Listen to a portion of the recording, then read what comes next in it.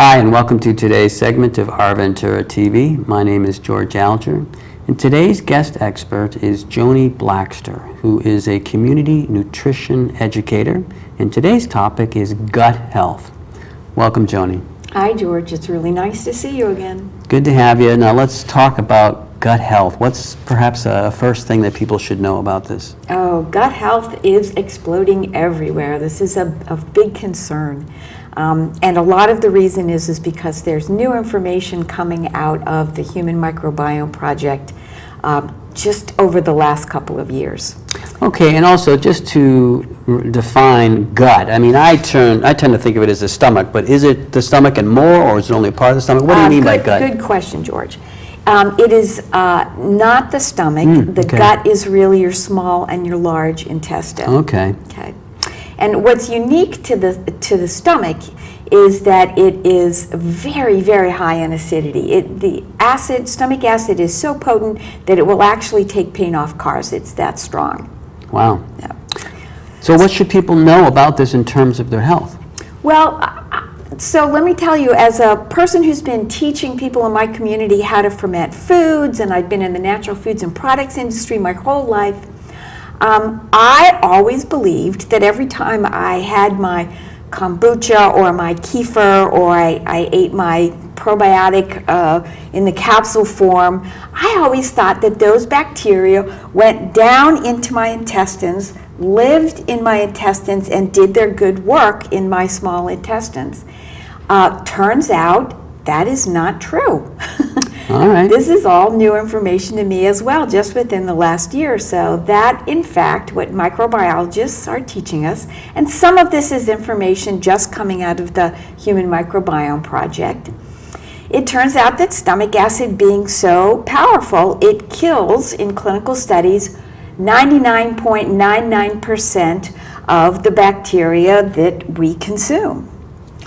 And the reason that they are killed is because they lack any kind of protection on the outside. They are what microbiologists describe as being in a vegetative state.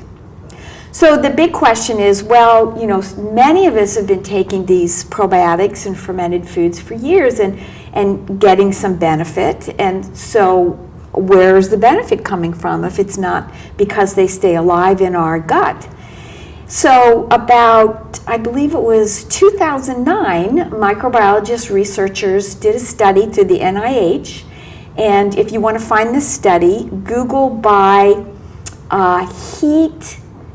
heat-killed rhamnosus. And rhamnosus is spelled RHAMNOSUS. So they took Lactobacillus rhamnosus, which is in many top brands and well known for slowing down or stopping diarrhea. And they had some people that consumed rhamnosus live, and they had other people that consumed rhamnosus that they had killed by applying heat to it. And what they found was that the dead rhamnosus was actually more effective than the live rhamnosus. So the big question is why? And the microbiological guess is that when you ferment foods, the bacteria that are in those foods, and you get different strains depending on what you're fermenting, because different bacteria like different forms of food, different bacteria through the process of fermentation actually create nutrients. Microbiologists call them chemical messengers. And so when they heat killed them, it bursts the cell wall so that when that bacteria was consumed, that chemical messenger or nutrient is actually more available to the body as it passes along through the digestive tract.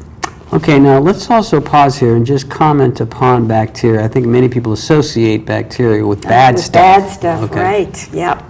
Well, this is part of why understanding about the microbiome is so exploding all over the place, because this new research coming out of this project is demonstrating to us that a very, very, very small percentage of bacteria that live inside of us all the time are harmful. Of course, in the media, what we hear about primarily are the deadly strains, but in fact, 99.99999% of the, I think, 3 or 4 pounds of bacteria that live not only inside of us, but on the outside of us, are doing beneficial work for us. We want them.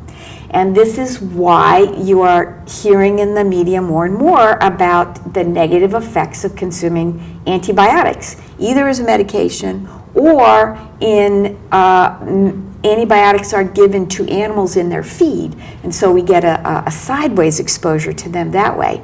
And it is devastating because they go in, they kill all the bacteria, good guys and bad guys. And the problem with that is when you use a flamethrower to level your garden, it's pretty much the weeds that come back first.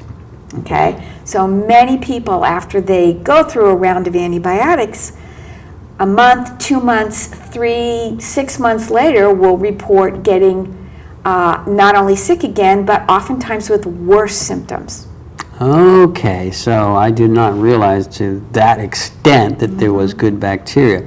So in terms of tying this back to the earlier part of the conversation, so there's some supplements that are going to be more, they're going to facilitate better the growth of good bacteria because they make it through your stomach, okay? Right.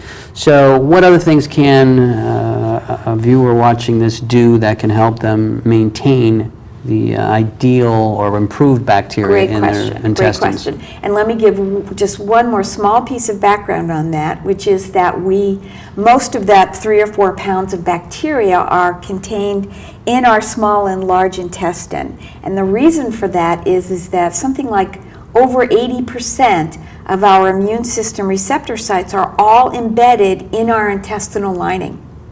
So the proper functioning of our immune system depends directly upon having the correct balance of bacteria in our gut.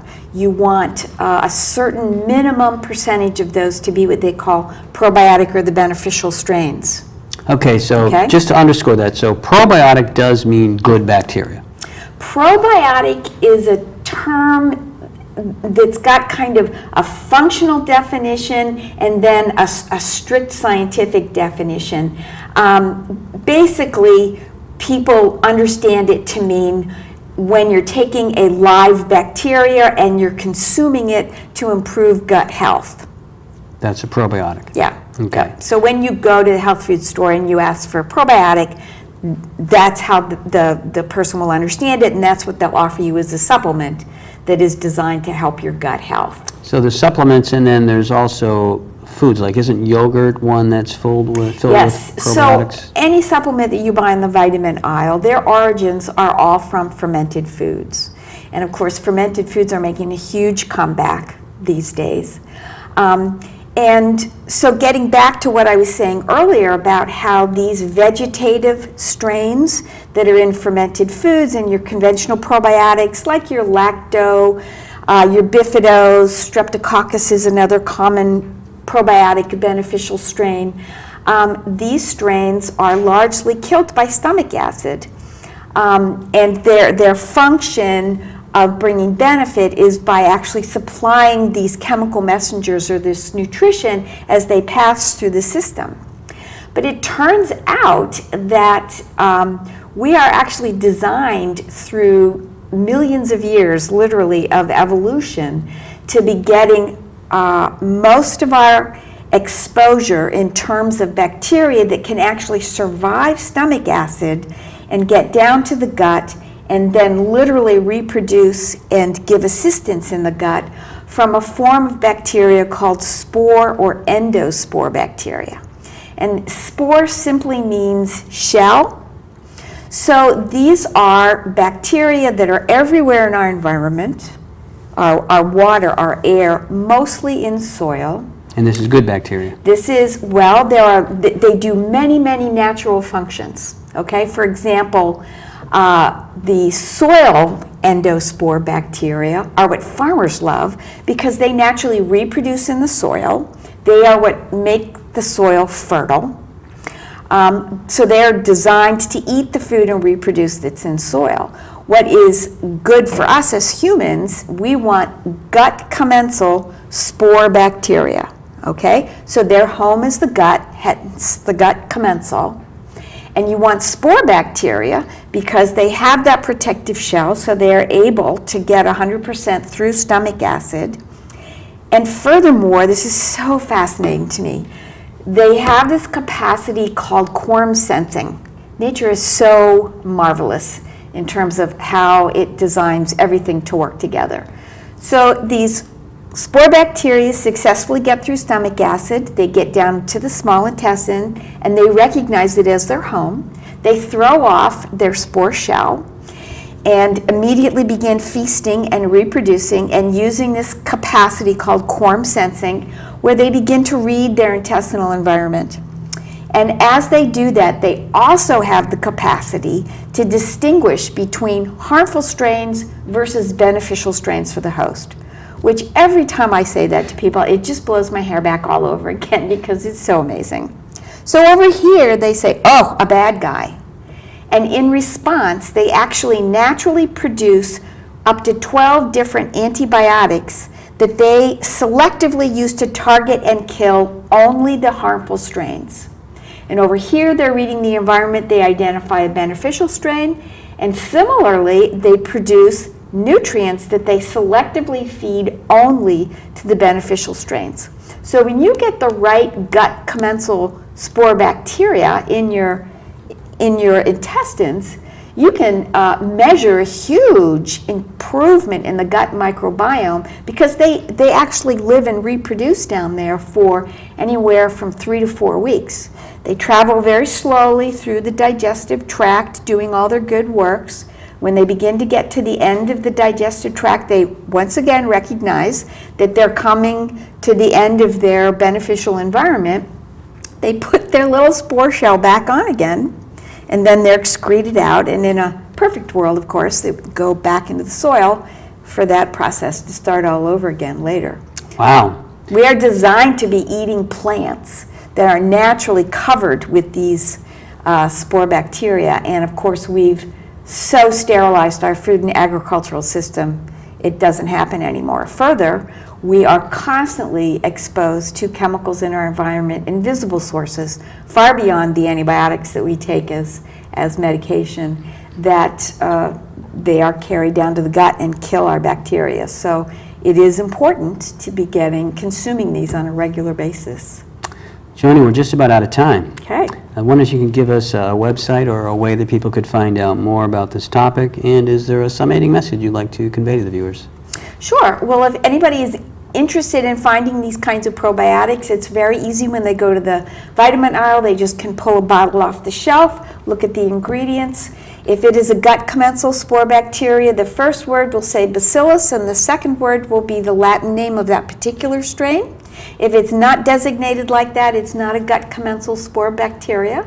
Anybody who has any questions about this would be more than welcome to contact me directly. My email address is simply my name, Joanie Blaxter at Gmail, and that's spelled Joanie,